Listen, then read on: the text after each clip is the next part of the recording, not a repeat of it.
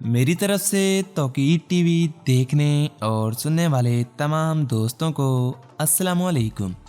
दोस्तों, आज हम आपको ले जाने वाले हैं इटली के एक ऐसे खित्ते की सैर पर जो अपने खूबसूरत नीले साहल, शराब और पकवानों से लेकर शानदार मंजरनामे के लिए जाना जाता है। जबकि यहाँ बादाम और जैतून के कदीम दरख्त पाए जाते हैं, ये सुर्ख लोहे से भरपूर सरजमीन समुंदर के चमकते नीले रंग से मुतसादिम है। यहाँ तकरीबन 4 मिलियन के करीब अफराद आबाद हैं। माजी में इसे इटली की रोटी की टोकरी के तौर पर जाना जाता था। ये खित्ता अपनी चेरी की पैदावार के लिए भी काफ़ी मशहूर है। इसके अलावा ये खित्ता अपनी कुदरती खूबसूरती, पुराने किलों और बहुत सी चीज़ों के लिए काफ़ी शोहरत रखता है। इस खित्ते में 4 यूनेस्को आलमी विरसा की साइट्स भी मौजूद हैं और इस खित्ते का नाम भी अपने आप में बहुत दिलचस्प है। जी हाँ दोस्तों, मैं बात कर रहा हूँ इटली के खूबसूरत खित्ते अपोलिया की, जिसे इसके इतालवी नाम पगलिया से भी जाना जाता है, जो दुनिया में काफ़ी शोहरत रखता है।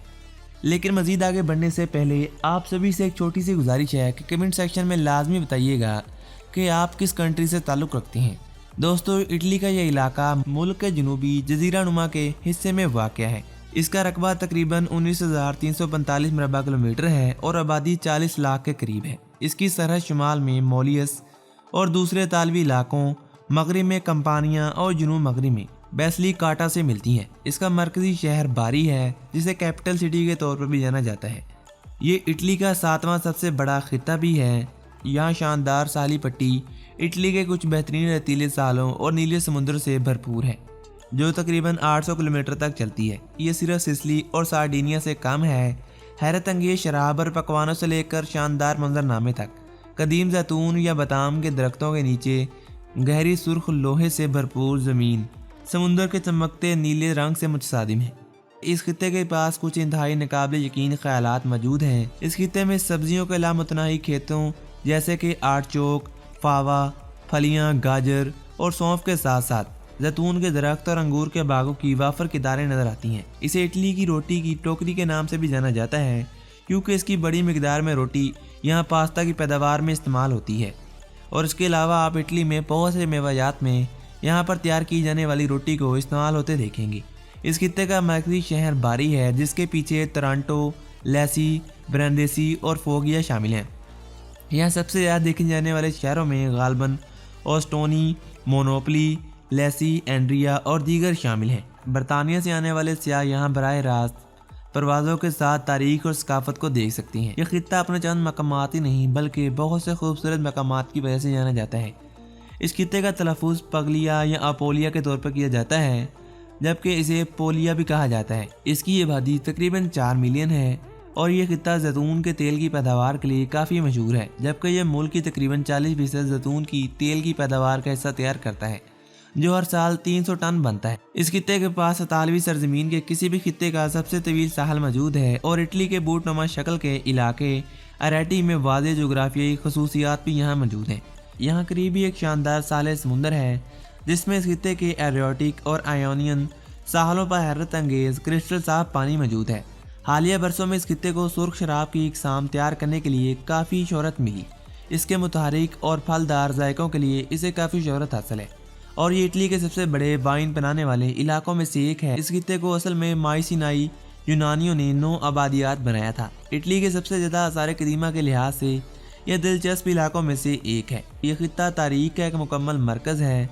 यहाँ लेसी खित्ते के सबसे नुमाया शहरों में से एक है, जिसे अक्सर फ्लोरेंस ऑफ दी साउथ के नाम से जाना जाता है, क्योंकि यह तारीखी जवाहरात से भरा हुआ है, जिनमें रोमन एम्फी थिएटर शामिल है। इस इलाके में कई किले भी मौजूद हैं, जिनमें बहुत से मुक़द्दस रोमी किले शामिल हैं।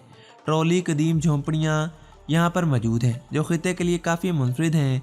इस खित्ते का भरपूर काश्तकारी का विरसा ज़मीन की तज़यीन की तस्वीर में मौजूद है, जिसके चारों तरफ मशहूर सफ़ेद ट्रॉली नुक्तेदार हैं।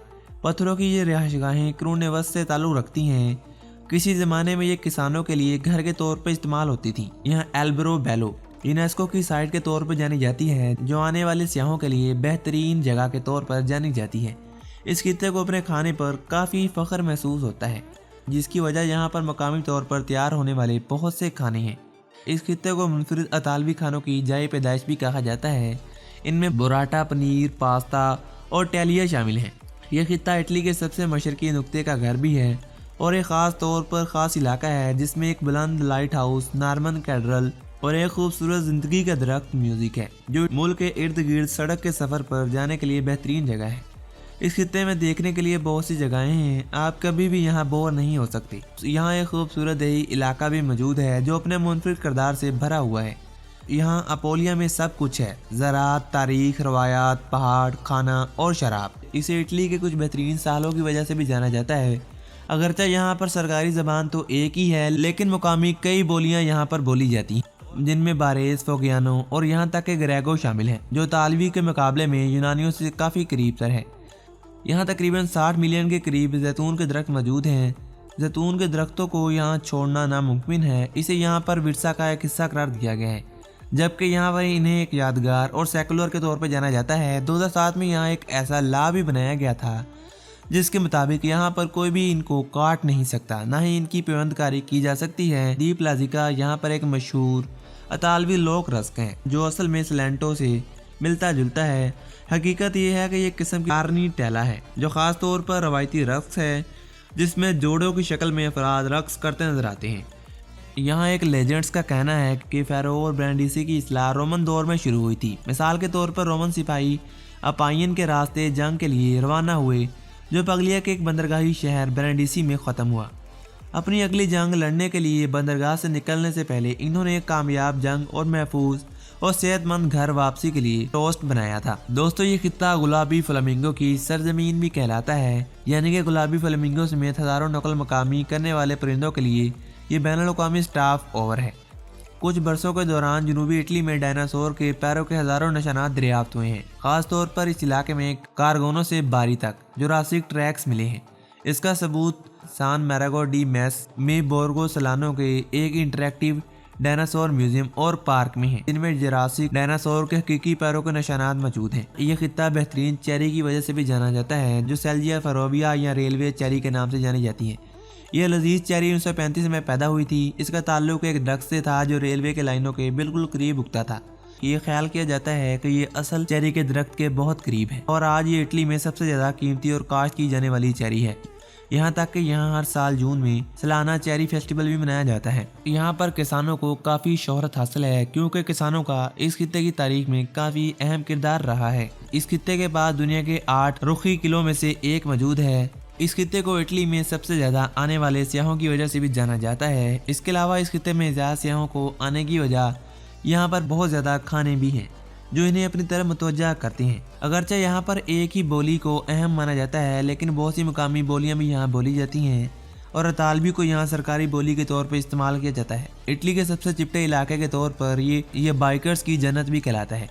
ये इटली के किसी भी दूसरे इलाके के मुकाबले में सबसे ज़्यादा शराब तैयार करने वाला इलाका भी कहलाता है। तो दोस्तों, आज तक के लिए इतना ही। उम्मीद करता हूँ तमाम दोस्त आज की इस मालूमाती वीडियो से लुत्फ़अंदोज़ हुए होंगे। अगर आपको आज की ये वीडियो पसंद आई है तो वीडियो को लाइक करके चैनल को सब्सक्राइब लाजमी कीजिएगा और मज़ीद कमेंट सेक्शन में अपनी राय का इज़हार लाजमी कीजिएगा। मिलते हैं एक और ऐसी ही मालूमाती और दिलचस्प वीडियो के साथ। तब तक के लिए अपना बहुत सारा ख्याल रखिएगा। मुझे दीजिए इजाज़त। अल्लाह निगहबान।